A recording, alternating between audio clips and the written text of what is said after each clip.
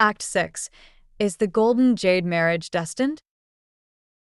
Time: the 10th autumn of the Red Chamber.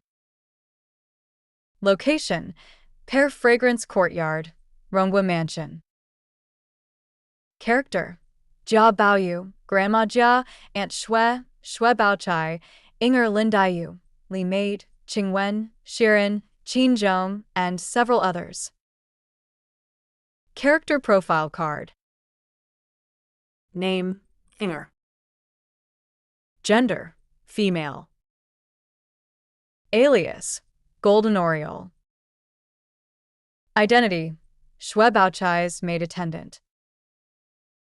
Personality: obedient and sensible. After negotiating a deal to go to school with Qin Zhong, Baoyu then remembered that recently Baochai had been ill and he had not yet visited her, so he headed straight to the Pear Fragrance Courtyard. After exchanging greetings with Aunt Shui, Baoyu walked into the inner room and asked, "Is sister's illness getting better?" Seeing Baoyu come in, Baochai quickly got up, smiled, and replied, "Much better. Thank you for still caring." Then she invited Baoyu to sit down and instructed Inger to bring tea. Later, Baoyu talked to Baochai while examining the piece of jade he was wearing. "I have heard people talk about it all day, but I haven't looked at it carefully. I have to take a closer look today." Upon hearing this, Baoyu took off the jade from his neck and handed it to Baochai. Baochai held the jade in her hand and carefully examined it, only to see that the back of the jade was engraved with, "Drive away evil, cure unjust illnesses, understand blessings and misfortunes." Baochai then turned the jade to the front and read the words engraved on it, "Never forget, eternal longevity." On the side, Inger heard and came over with a smile, saying, "These two sentences, they sound just like the pair engraved on the lady's necklace." Baoyu asked curiously, "So sister's necklace also has words on it? Let me see." Baochai quickly refused. "Don't listen to her nonsense. There are no words." Baoyu pleaded, "Please, sister, let me see."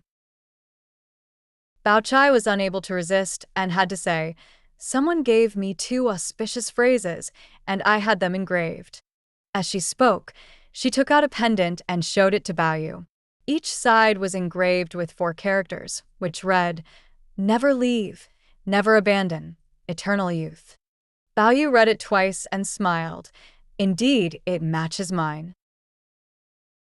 Inger also interrupted with a smile and said, "These characters were given by a bald monk, saying they must be carved on golden utensils." Before finishing her words, Baochai scolded angrily, "Hurry up and pour tea." Baoyu and Baochai were sitting side by side, when suddenly they smelled a fragrant scent and Baoyu asked, "Sister, what perfume are you wearing?" Baochai said, "I am most afraid of incense." "Why would you burn incense on perfectly good clothes?" Baoyu asked, "What is this fragrance?" Baochai thought for a moment. "It may be the cold-scented pills I ate this morning." Baoyu smiled and said, "What cold fragrance pill is this, so fragrant? Give me one to taste too." Baochai also laughed. "How can you just take medicine randomly?" The two of them were talking when suddenly they heard someone outside reporting, "Miss Lin is here." Before the conversation had even ended, Dayu had already walked in. Seeing that Baoyu was also there, Dayu chuckled and said, "Oh, what a coincidence that I came at the wrong time." Baoyu quickly stood up to offer his seat. Baochai smiled and said, "What a coincidence." Dayu replied, "If I had known he was coming, I wouldn't have come." Baochai asked, "Why do you say so?" Dayu said, "Let's all come together at once. If one doesn't come, none will come. If he comes today and I come tomorrow, we'll take turns so that there will be visitors every day. Wouldn't that be better?"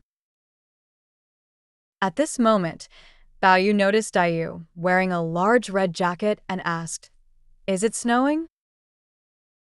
The lady nearby quickly replied, "They have been down for half a day." Bao Yu ordered, "Go and get my cloak."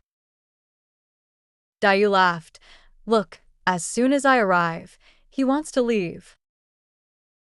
Bao Yu quickly said, "Where did I say I want to leave? I was just preparing in advance." At this moment, Aunt Shui came in and had some tea snacks brought in. Bao Yu said he wanted to drink alcohol, so Aunt Shui had a pot of wine heated up and brought over. Bao Yu quickly drank 3 cups, and his wet nurse Li quickly advised, "Don't drink anymore. Master is at home today." After hearing this, Bao Yu was somewhat unhappy and slowly put down his wine glass. Yu quickly said, "Don't be upset if your uncle asks for you. Just say that your aunt wants you to stay here." She then quietly nudged Bao Yu and whispered, "Don't pay attention to that old man. Let's just enjoy ourselves." Wet Nurse Li quickly advised, "Miss Lin, don't help him. Try to persuade him a little. He can still listen." Yu coldly laughed and said, "Why should I help him? There's no need to advise him. You're being too careful. Auntie used to let him drink. Now he's just having a little more at Auntie's place. Do you think Auntie is a stranger and shouldn't be drinking here?" When Wet Nurse Li heard this, she felt anxious and quickly smiled and responded, "Miss Lin, your words are sharper than a knife." Bao Chai smiled and pinched Yu's face, saying, "This mouth of yours, Pinner, is really annoying. I don't know whether to hate it or love it." Aunt Shui smiled and said, "Don't worry, my child. When you're here, just eat to your heart's content. If you get drunk, you can sleep with me." She then instructed the maidservant to bring more wine and accompanied Bao Yu to drink a few more cups. When Wet Nurse Li saw the situation, she could only instruct the maidservant to take good care of him, and she went back to change clothes by herself. Before leaving, she quietly said to Shui Auntie, "Auntie, don't let him have his own way too much." After having enough to eat and drink, Aunt Shui made Bao Yu drink another cup of strong tea, finally able to relax.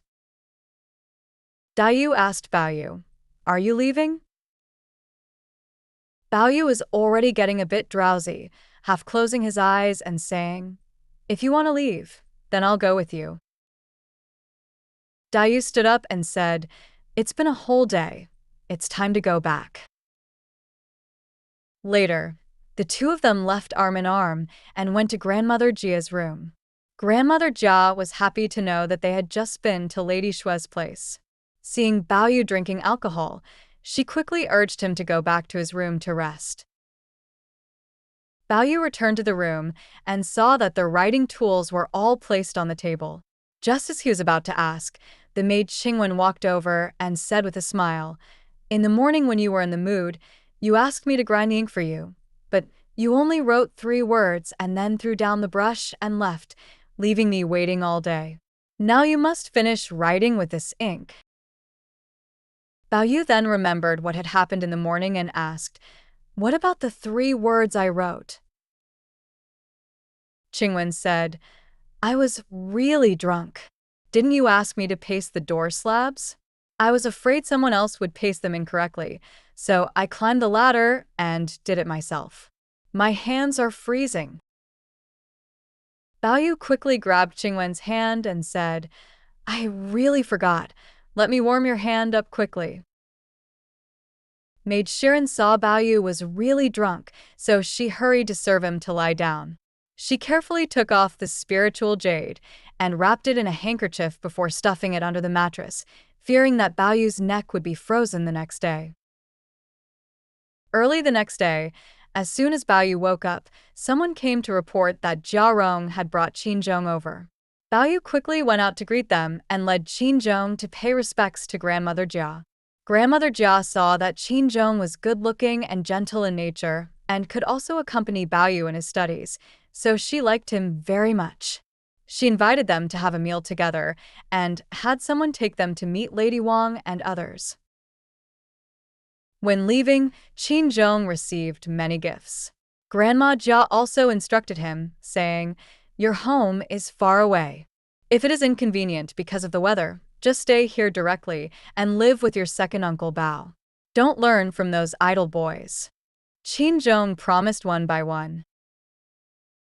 A few days later, Bao Yu picked a good day and went to the family school to study with Qin Zhong.